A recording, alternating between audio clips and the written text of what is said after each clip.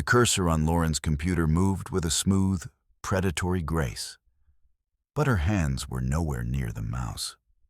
She watched, paralyzed, as her sent folder flooded with venomous emails she had never written, addressed to every parent and board member in the district. Suddenly, her phone buzzed in her pocket with a notification from her home security app. Heart hammering against her ribs, she swiped the screen open to see a grainy, live-streamed photo of herself sitting at her desk, taken from the dark corner of her own living room miles away. Below the image, a single text message appeared from an unknown number. "You have a beautiful home, Lauren. It's a shame everyone is about to find out what you really say behind closed doors." Before she could breathe, the school's PA system crackled to life, and her own voice, distorted and cold, began broadcasting a recording of her most private, shameful confession to the entire student body. The office door remained locked from the outside. The digital clock on the wall began to count backward, and Lauren realized that the person destroying her life wasn't just watching her. They were already inside the room. The pen hovered over the blank recommendation form, ink glinting under the halogen light. Lauren traced the edge of the paper with her thumb. Thick, textured, the kind that didn't crumple under pressure. Across the desk, Thomas's knee bounced, the sole of his sneakers squeaking against the linoleum in a rhythm that matched the ticking of the wall clock. Tick, squeak, tick. She exhaled through her nose, the scent of bergamot and dusty law books settling between them. "You've got the scores," she said, tapping the printout with her nail. "But scores don't tell me why you spent 3 months rebuilding that robot arm when the assignment was due in 2 weeks. Thomas's fingers stilled. A flush crept up his neck, but his voice stayed steady. It wasn't working right. The servo kept... He cut himself off, jaw tightening. "Doesn't matter. I fixed it." Lauren leaned back, the leather chair groaning. Outside, a bus rumbled past, its brakes hissing like a tired sigh. She let the silence stretch, watching the way his shoulders tensed, the way his gaze flicked to the window, anywhere but her face. Not shame, not defiance. Something quieter. Hunger. "It matters," she said finally, "because that's the difference between a student who meets expectations and one who redefines them." His laugh was sharp, disbelieving. "You think I don't know the difference?" The words came out faster now, raw at the edges. "My mom works doubles at the diner. My little sister's shoes have holes in the soles. I know the difference." The pen rolled from her fingers, clicking against the desk. Lauren didn't reach for it. Instead, she slid the university brochure toward him, the glossy pages catching the light. "Then prove it." Thomas didn't touch the brochure. His hand stayed clenched in his lap, knuckles white. But his breath hitched, just once, before he met her eyes. The challenge hung there, unspoken. "You first." Lauren watched him leave, his silhouette shrinking as he navigated the hallway.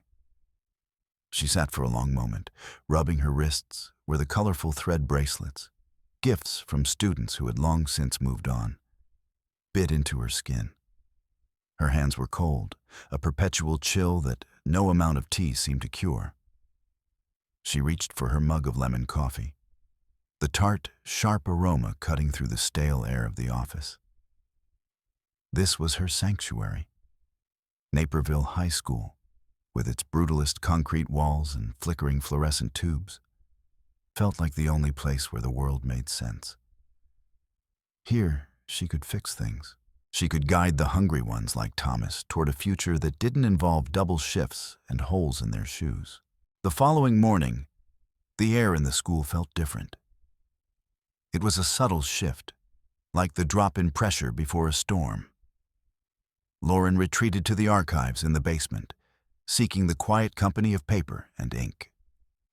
Dust motes danced in the narrow shafts of light piercing through the high, barred windows. She was cross-referencing files, a routine task she performed to ensure her recommendations were airtight. She opened Sarah Miller's folder, expecting to see the straight A's that had defined the girl's academic career. The page felt wrong. Lauren's thumb caught on a slight ridge where the paper had been scraped thin. She squinted. The GPA listed in the official database, the one used for department reports, was a 3.2. Her own handwritten notes, verified by the physical transcripts in her lap, clearly showed a 4.0. Her heart gave a dull, heavy thud against her ribs. She flipped through another file, then another. In case after case, the brightest stars of the senior class were being dimmed. A stroke of a digital pen here, a clerical error there. The paper originals bore the faint, ghostly marks of whiteout and forged initials. A cold sweat broke across her neck, making the high collar of her sweater itch against the old surgical scar. Someone was systematically sabotaging these children, turning potential Ivy League candidates into mediocre statistics. She didn't wait. She gathered the folders, her grip so tight the cardboard groaned, and marched toward the administrative wing. The linoleum squeaked under her boots, a frantic echo of Thomas's nervous energy from the day before. Director James Walker sat behind his massive oak desk, the barricade, as she often thought of it. He didn't look up as she entered.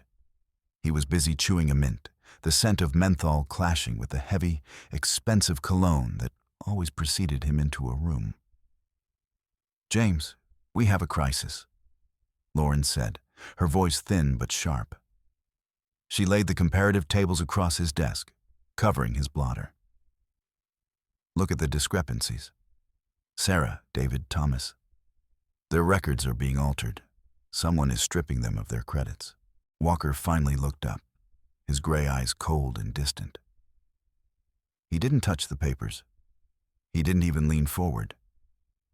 Instead, he reached for another mint, the plastic wrapper crinkling with agonizing slowness. "Lauren," he said, his voice a booming bass that felt designed to drown out dissent. "We must think of the school's reputation. Errors happen, systems glitch." "This isn't a glitch, James. It's deliberate. Look at the signatures." He pushed the folder away with the tip of a gold-plated pen. "I'll look into it in due course. In the meantime, I suggest you return to your office. Complete your weekly reports. Don't raise a panic over a few decimal points." He tucked the folder into his bottom drawer, the heavy wood sliding shut with a finality that made Lauren's stomach turn. She stood there, her hands trembling. She wanted to scream, to reach across the desk and force him to see the lives being erased. But the silence of the office swallowed her. Back at her desk, the air felt thick, suffocating.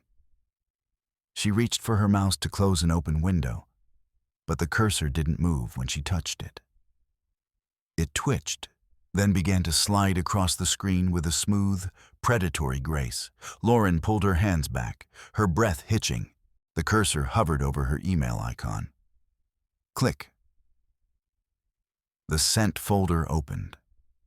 Lauren watched, paralyzed, as dozens of messages appeared, all time-stamped within the last hour. She hadn't touched the computer since lunch. She opened the top one, addressed to the State Department of Education. "The faculty at Naperville is a collection of incompetent fossils." The email read, "I've been falsifying records for months just to keep the school's funding alive. It's a joke." The prose was a twisted mirror of her own. The same cadence, the same preference for short, punchy sentences, but filled with a vitriol she didn't possess. Toes curling in her shoes, she scrolled down. There were insults directed at the school board, lewd comments about the gym teacher, and detailed private complaints about the idiocy of the parents she saw every day. The door to her office didn't just open, It slammed against the wall. Mr. Grady, a man whose daughter was one of Lauren's favorite success stories, stood in the frame. His face was the color of a bruised plum, the veins in his neck bulging like thick cords. "You think you can talk about my family like that?" he roared, throwing a stack of printouts onto her desk. "You think you can call my daughter a talentless charity case in an email to the whole district?" Lauren stood up, her chair skidding back. "Mr. Grady, I haven't sent anything." "Save it," he spat, his voice echoing down the hallway, drawing the attention of every passing student. "I saw the headers. It came from your account. You're a two-faced liar, Abernethy. My daughter cried for an hour because of you." He didn't stay for an explanation. He turned and stormed out, leaving a wake of shattered silence. Lauren looked down at the printouts. They contained details of a private conversation she'd had with Grady months ago. Details about his wife's illness, about their financial struggles. Things she had never written down. Things she had only said aloud in the supposed safety of this room.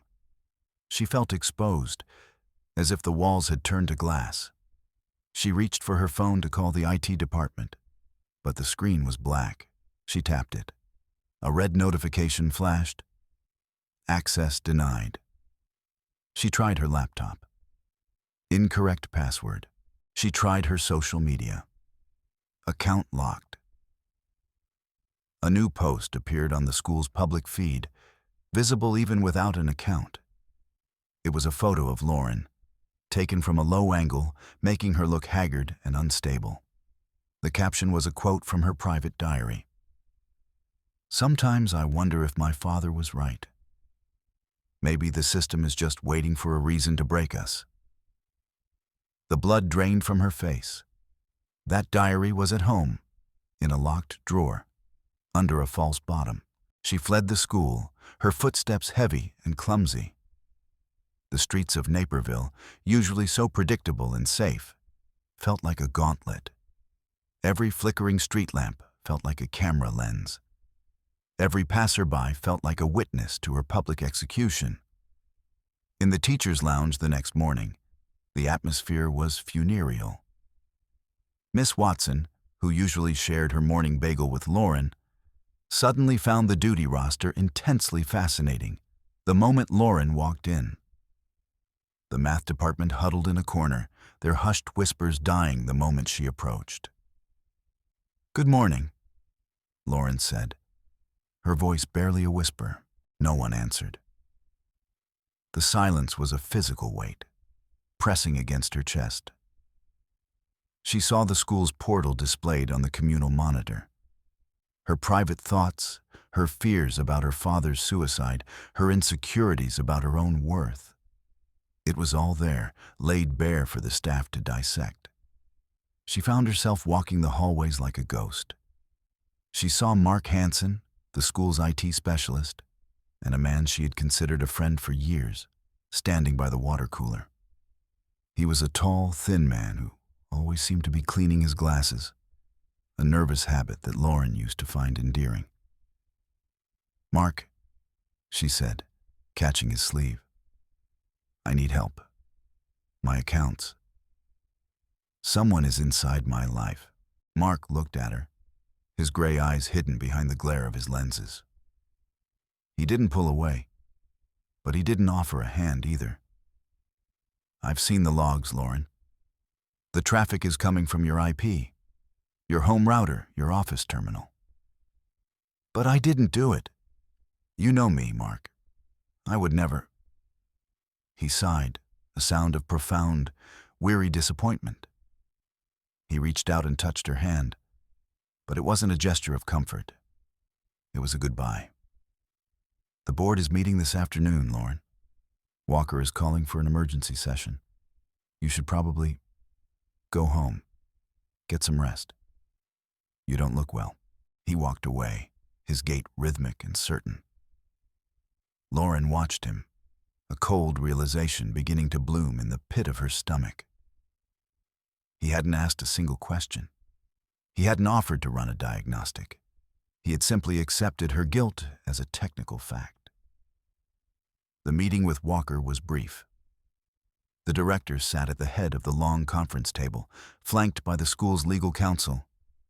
He read the emails aloud, his voice devoid of emotion. He spoke about unstable behavior, about the liability she had become. He suggested a voluntary leave of absence for her mental health. "It's a setup," Lauren said, her voice cracking. "Someone is listening to me, in my house, in this office." Walker looked at the lawyer and then back at Lauren. There was no sympathy in his gaze, only a cold, bureaucratic calculation. "We have a duty to the students, Lauren. And right now, the students are afraid of you." She left the building with a box of her things, the cardboard damp from a light drizzle. She drove home in a daze, her mind a whirling kaleidoscope of betrayals. Inside her house, the silence was different. It wasn't the peaceful quiet of a sanctuary. It was the expectant hush of a trap. She went to the kitchen to pour a glass of water, her hands shaking so much the glass clinked against the tap. There, on the oak table, sat a piece of paper. It was a photograph. High resolution, taken from an angle that could only have come from the smoke detector in the corner of the room. It was a picture of her, asleep in her bed, her face slack and vulnerable. The timestamp was from 3 o'clock that morning. Lauren dropped the glass. It shattered on the tile, water and shards spraying across her boots. She looked up at the smoke detector. A tiny, pinprick red light she had never noticed before was blinking. "He's here." The phone in her pocket buzzed. A message from Mark. "I'm coming over with some coffee. You sounded so stressed earlier. Let's talk." Lauren didn't answer. She backed away from the kitchen, her eyes darting to every corner, every shadow. The house felt alive. The smart speaker on the mantel suddenly crackled to life. Playing the sounds of silence, the digital voice chirped. The haunting melody began to fill the room, the volume steadily increasing until the walls seemed to vibrate. Lauren lunged for the plug, tearing it from the wall. The music died, but the silence that followed was worse. A knock at the door. Lauren froze. Through the frosted glass of the front door, she could see the silhouette of a tall, thin man. "Lauren, it's Mark. I have the lattes." She didn't move. She couldn't breathe. "I know you're in there, Lauren. I can see your heart rate on the monitor. It's a bit high, don't you think?" She realized then that the fitness tracker he had gifted her for her birthday 6 months ago was still on her wrist. She ripped it off, flinging it across the room. "Go away, Mark," she screamed. "I just want to help." His voice came through the wood, smooth and terrifyingly calm. "Everything is falling apart for you. I'm the only one who can fix it. Just open the door." She backed into the hallway, her mind racing. She needed to see what he saw. She needed a weapon. She ran to her office, grabbing her old laptop, one she hadn't connected to the school network in years. She booted it up, her fingers flying across the keys. She had been a coder in college before switching to psychology.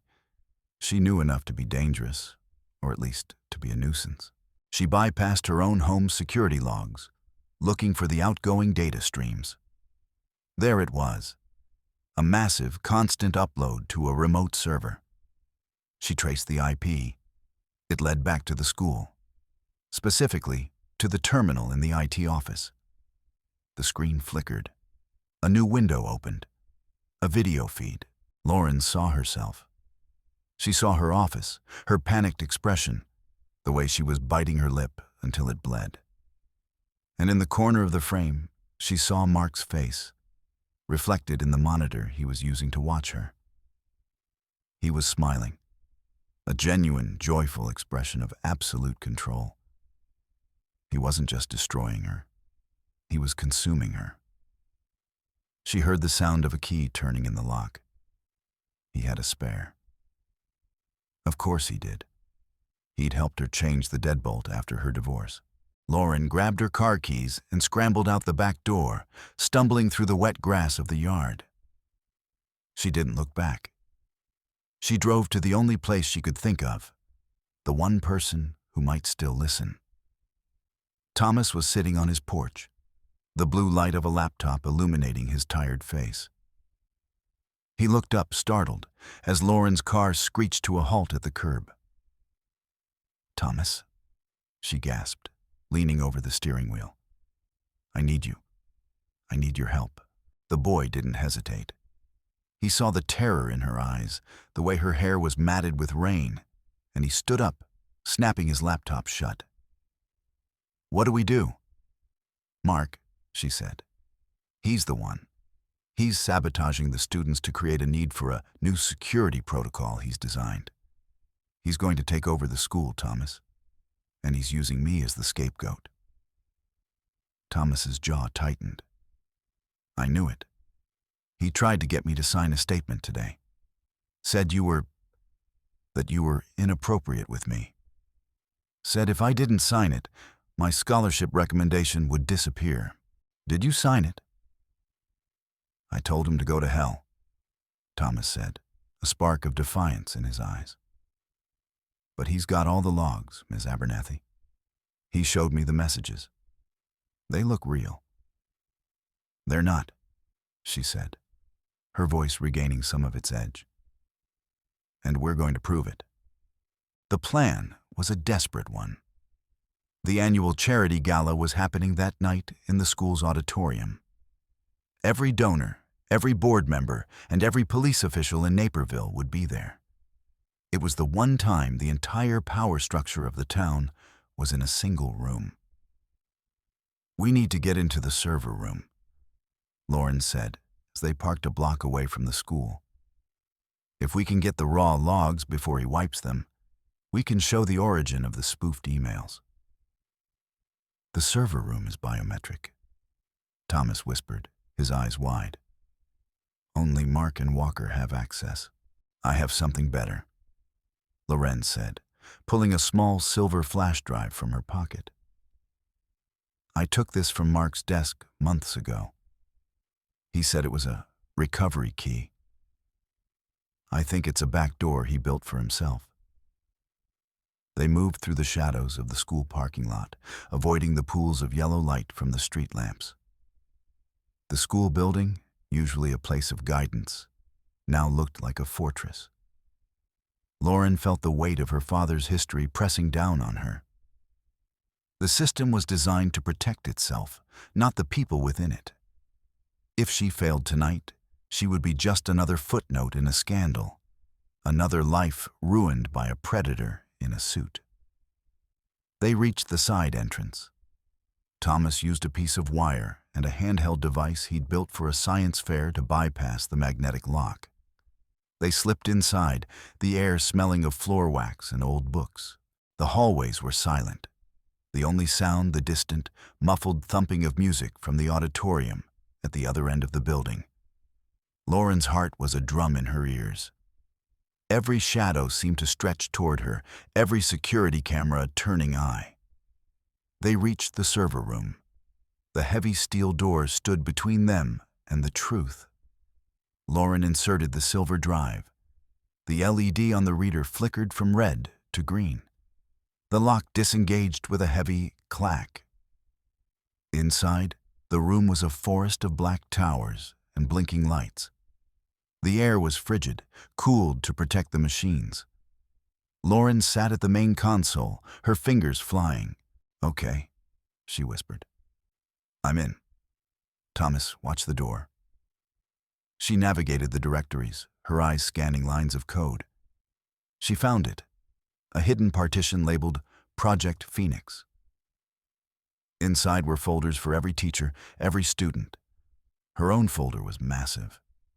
Gigabytes of audio recordings, photos, and drafts of the emails that had ruined her. "I've got it," she said, her voice trembling with relief. "I've got everything." You certainly do, a voice said from the doorway. Lauren spun around. Mark was standing there, his silhouette framed by the harsh light of the hallway. He wasn't wearing his glasses. In his hand, he held a small, black handgun. "Mark," Lauren said, her voice remarkably steady. "It's over. I have the files." He laughed, a dry, rattling sound. "Lauren, you're so old-fashioned. You think having the files matters? I'm the one who interprets them. I'm the one the board trusts." He stepped into the room, the door swinging shut behind him. Thomas was nowhere to be seen. Mark must have intercepted him before he could give a warning. "Where's Thomas?" Lauren demanded, standing up. "He's fine. Sleeping in the janitor's closet," Mark said, his eyes fixed on the flash drive in her hand. "Now, give me the drive, Lauren. We can still make this work. We'll say you had a breakdown, you tried to hack the school, and I stopped you. You'll go to a nice facility for a few months. It's better than prison." "You're insane," she said, backing away toward the server racks. "I'm efficient," he corrected. "The world is chaotic, Lauren. People are unreliable. Data is perfect. I'm just bringing order to the system." He raised the gun, his finger tightening on the trigger. "The drive. Now." Lauren looked at the console, then back at Mark. She felt a sudden, sharp clarity. He was right about one thing. The system was designed to listen. "You know, Mark," she said, her voice echoing in the small room. "You always said the school's new PA system was the pride of the district. Fully integrated, digital, voice-activated." Mark's brow furrowed. "What are you talking about?" "Thomas!" Lauren shouted. At the other end of the room, hidden behind a cooling unit, Thomas hit a key on his own laptop. The speakers in the auditorium, 300 feet away, crackled to life. Every person at the gala, the mayor, the chief of police, the parents, the teachers, suddenly heard Mark's voice, amplified to a deafening roar. "I'm the one who interprets them. I'm the one the board trusts. We'll say you had a breakdown. It's better than prison." Mark's face went white. He lunged for the console, but Lauren was faster. She dived past him, her shoulder catching him in the ribs. The gun went off, the sound a thunderclap in the small room.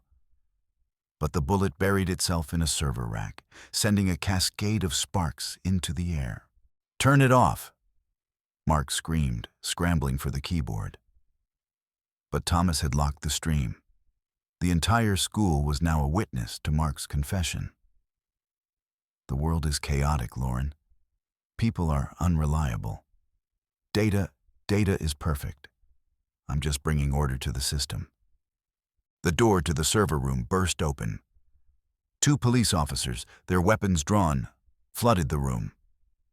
"Drop it! Now!" Mark stood frozen, the gun dangling from his fingertips. He looked at the monitors, at the blinking lights, at the woman he had tried to erase. His glasses, which had fallen during the scuffle, lay crushed on the floor. Without them, he looked small, diminished. Lauren walked past him, her legs feeling like lead. She didn't look at him. She didn't need to. The aftermath was a blur of statements, flashing lights, and the hushed, apologetic voices of people who should have believed her. Walker was forced to resign by morning. Mark was led out in handcuffs, his face hidden by his jacket, but the cameras caught him anyway. A week later, Lauren sat in her office. The air smelled of lemon coffee and old paper. The silence was finally her own again. There was a knock at the door. Thomas stood there, looking cleaner, his shoulders back. He held a new brochure in his hand. MIT. "They saw the news," he said, a shy smile touching his lips. "The admissions officer called. Said they liked my technical initiative." Lauren stood up, her cold hands finally feeling a hint of warmth. She walked around the desk and, for the first time in her career, she didn't just offer a recommendation. She offered a hand. "You redefined the expectations, Thomas," she said. "Now go exceed them." He shook her hand, his grip firm. As he left, Lauren looked at the empty chair across from her. She reached for her pen, the ink glinting under the halogen light. She had a lot of files to fix. She had a lot of lives to give back. And for the first time in years, she didn't feel like the system was waiting to break her. She felt like she was the one holding it together.